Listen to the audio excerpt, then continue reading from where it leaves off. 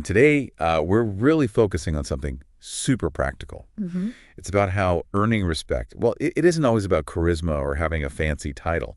It's more about these fundamental daily habits. Right. Small things that add up. Exactly. So this deep dive, it's centered around an article by Avijit Kumar called The Presence Code, Habits to Instantly Earn Respect. Okay. And our mission really is to go through the 12 habits Roy lays out. We want to understand the why behind them, the how, and, pull out the core insights. So you can actually use them. Right. So you listening can start cultivating that kind of presence and, earning respect. These aren't just abstract ideas. No, they're very actionable, things you could literally start doing today. And the source suggests mastering them can seriously shift how you show up, how people interact with you. Absolutely. Honestly, it's pretty exciting to dig into something so applicable.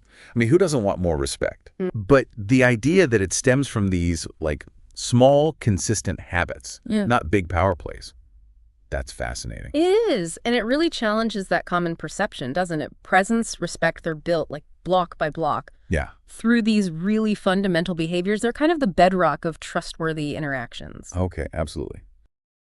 Number 1, pause before advising. Don't worry. So this is about deliberately, taking a moment. Yeah. Taking a breath before you jump in with advice when someone's sharing. Roa says the point is to avoid that impulsive reaction, but maybe more importantly, to make the other person feel genuinely heard. That heard part is key. Yeah. So practically, it means actively listen first, then let yourself reflect just for a second on what they said. Right. And then speak. And the payoff. Roy suggests it builds trust. It shows empathy. Right. You're basically signaling that their experience, their feelings matter more than your immediate need to, fix it. Yeah. Think about it. A friend shares a problem. If you really listen, ask maybe a clarifying question before offering solutions.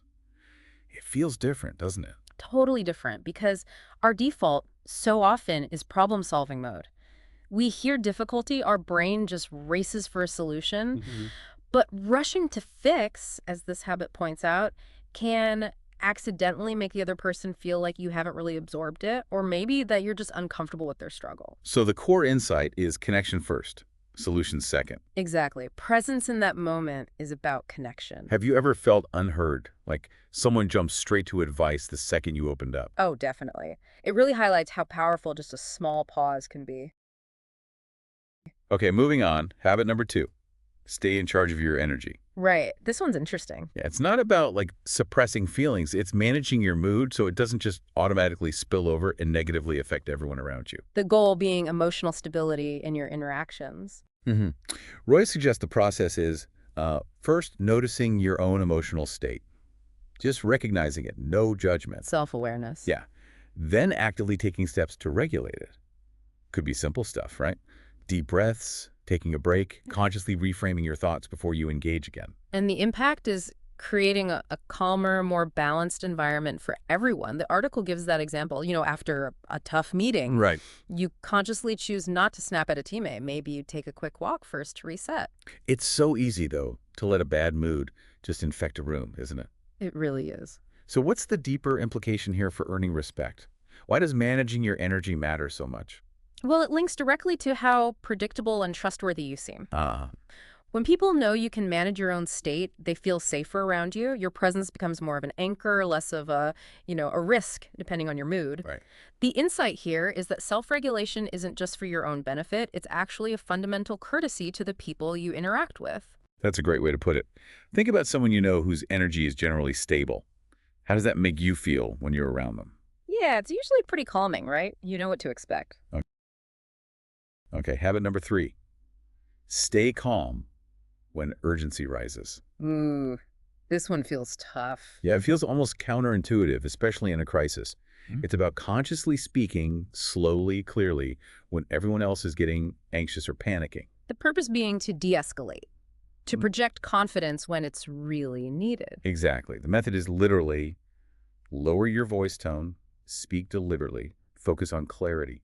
Simple words. And this helps others feel guided, feel secure when things are chaotic, like that example of a crisis at work. Instead of adding to the panic, you calmly assign roles, outline next steps, you become that crucial anchor. So why does this specific behavior earn so much respect? Because it signals leadership and control under pressure, even if you aren't the designated leader. And there's a physiological element too. A calm voice can actually help regulate the nervous systems of people around you who are starting to panic.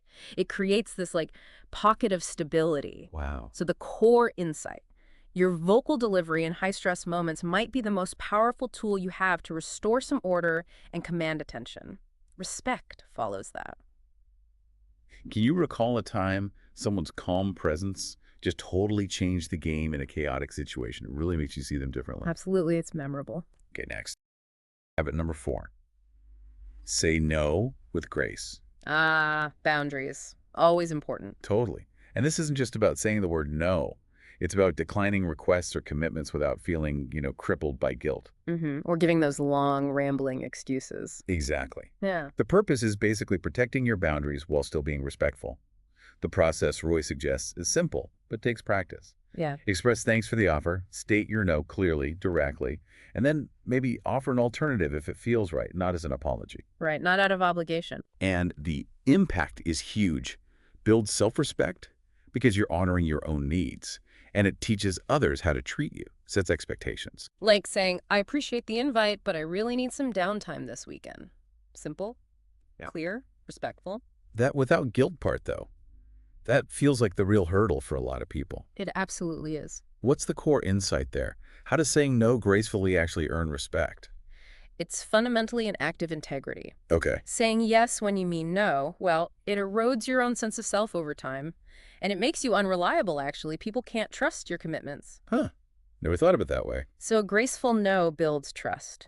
It shows you mean what you say, you value your time and energy, and that implicitly teaches others to value it too. Respect comes from that clarity. How often do you find yourself saying yes when really your gut is screaming no? This habit is a direct challenge to that people-pleasing instinct. A very necessary challenge. Okay, habit 5. Celebrate others, even in your lows. Oof. This one can be tough. Really tough. Right. It's about genuinely acknowledging someone else's success, their good fortune, even when you're personally struggling, feeling down, facing your own setbacks. The purpose, Roy says, is demonstrating real character, selflessness. Yeah. The practice is offering sincere praise, intentionally focusing on their win, and deliberately shifting away from your own mood or problems in that moment. It's not just about making them feel good either. It builds really strong reciprocal relationships over time. The example was congratulating a coworker on a promotion, even if you just got some bad news yourself. Why is this so critical for earning respect, especially when you are struggling? It seems like the hardest time to do it. Because it speaks volumes about your inner state, your perspective. How so? It moves you out of what psychologists call a scarcity mindset, where someone else's gain feels like your loss, Right. and into an abundance mindset, where you can genuinely root for others. The core insight is that your capacity to celebrate others, even when you have little to celebrate yourself, is a powerful sign of emotional maturity, generosity, and people deeply respect that. Is it inherently harder to celebrate others when things aren't going your way? I mean, it often takes conscious effort, doesn't it, to push past that friction? Absolutely. It requires generosity of spirit when your own spirit might feel depleted. Okay, let's look at habit 6. Be present instead of fixing. Now, this feels related to the first one, pause before advising. It does, yeah. There's overlap, but the emphasis feels different here. It's about recognizing that sometimes the best support you can offer is just silence, empathetic presence, no attempt to solve anything. The core purpose is offering support without kind of overpowering their emotional experience. Right. The practice is listen attentively, actively resist that urge to jump in with solutions or advice, and just be with them in their moment. The impact is building emotional safety, deep trust. The article gives that really powerful example of sitting with a grieving friend without offering cliches, without trying to find silver linings, just being there in their pain. So what's the nuance here? How is it distinct from just pausing before you give advice? Well, pausing before advice is about giving considered input. This habit, be present instead of fixing, is often about withholding input entirely. Oh, okay. It's about recognizing when presence itself is the most valuable contribution. It validates their feelings by showing you're comfortable just being with them, even in discomfort. The insight is that sometimes the most profound help is just shared space. unconditional acceptance of their experience. Have you ever been in that spot where you didn't need solutions, you just needed someone to sit with you, listen, be there? It's a totally different kind of support. It really is, and often much more needed than we realize. Okay, moving on. Habit number 7.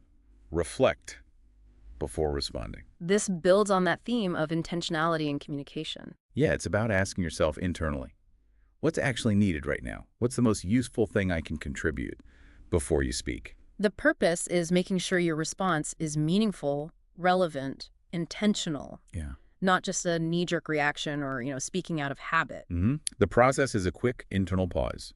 Assess the situation, the need, then formulate your communication with that specific intent. And this really boosts clarity, relevance. Instead of just blurting out an answer to a team concern, you might pause and think, okay, what specific info would actually help most here before you respond? How does this earn respect beyond just, being clear? It shows you're thinking strategically about the conversation. You're valuing everyone's time and focus. Right. You're moving beyond just your own perspective to consider the context, the actual need. The core insight is that intentionality in communication demonstrates respect for the conversation itself and for everyone involved. How might habitually taking that pause, that moment to reflect, change the dynamic of your typical conversations? It could be pretty significant. Yeah, fewer misunderstandings, more focused interactions. Okay, habit 8. B8, okay, not knowing. Humility. I like this one. Me too.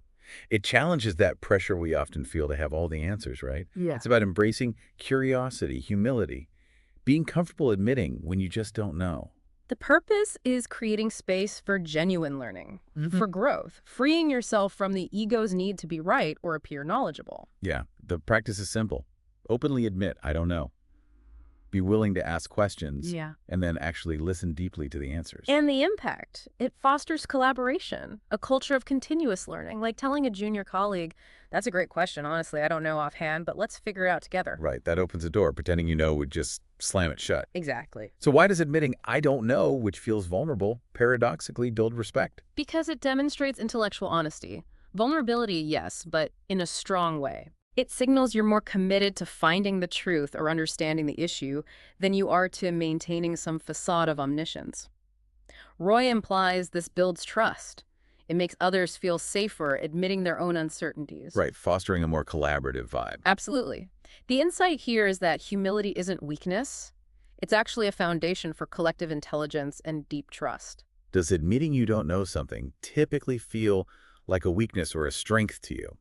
This habit really pushes for reframing it as a strength. Definitely a strength, when done right. Okay, habit 9. Normalize rest, not nonstop hustle. Oh, this feels incredibly relevant right now. Doesn't it? It's about actively modeling rest, recovery, as an essential part of sustainable performance, part of success, not a sign of laziness or weakness. The purpose is promoting long-term well-being, productivity, preventing burnout, basically. Yeah. The practice involves taking breaks yourself, being open about the need for rest when it's appropriate, without oversharing and encouraging others to prioritize their own recovery too. The impact can be huge, reducing burnout across a team, boosting morale, like a manager openly saying, I'm taking a mental health day, signaling it's okay for others too. That's powerful modeling. This feels so countercultural in so many workplaces, though, that constant pressure to be on. It absolutely is. So what's the deep insight here for earning respect? How does normalizing rest achieve that? It shows a recognition of reality. Humans aren't machines. Sustained high performance requires recovery. Right.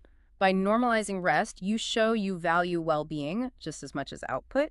You create a more humane, sustainable environment. The insight is that respecting the natural limits and needs of yourself and others is key to building a truly resilient, high-performing, and frankly, more respectful community. What's your gut reaction when you see someone openly prioritizing rest? Does it challenge any of your own assumptions about productivity? It can, initially, but ultimately it often inspires respect for their self-awareness and boundaries. Okay, habit 10. Guard time, trust, and energy. Efficiency is respect. Exactly. This is about being incredibly clear, concise, focused in your communication and interactions. It's framed as honoring everyone's valuable resources, their time, attention, mental energy. The purpose is demonstrating respect through that very efficiency and focus. Yeah, the practice. Communicate directly. Get to the point quickly.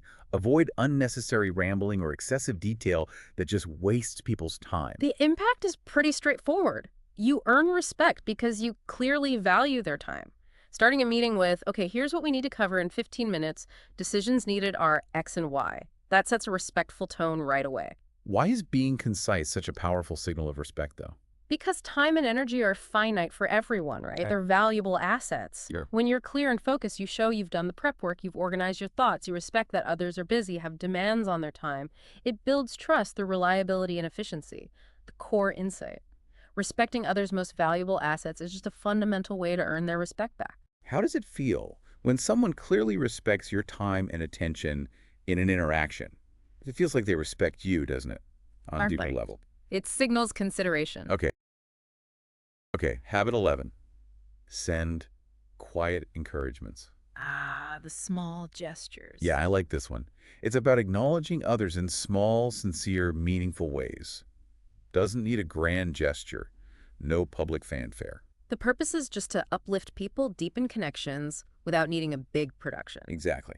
The practice is sending brief, specific, sincere notes or messages. Quick email, private chat, maybe even a handwritten note. Specificity is key there, I think. Yeah. The impact is significant, Roy argues. Builds trust, strengthens relationships through that consistent, quiet validation. Sending a quick message like, hey, notice the extra effort on that data analysis really helped us out. Way more impactful than just generic praise. What's the power in keeping these acknowledgments quiet? Why does it matter? It makes them feel more personal, less performative. Okay. It shows you're paying attention to the details of their contribution, their character, not just acknowledging them for show. Roy suggests these small, specific recognitions have this disproportionately positive impact on morale. They make people feel genuinely seen.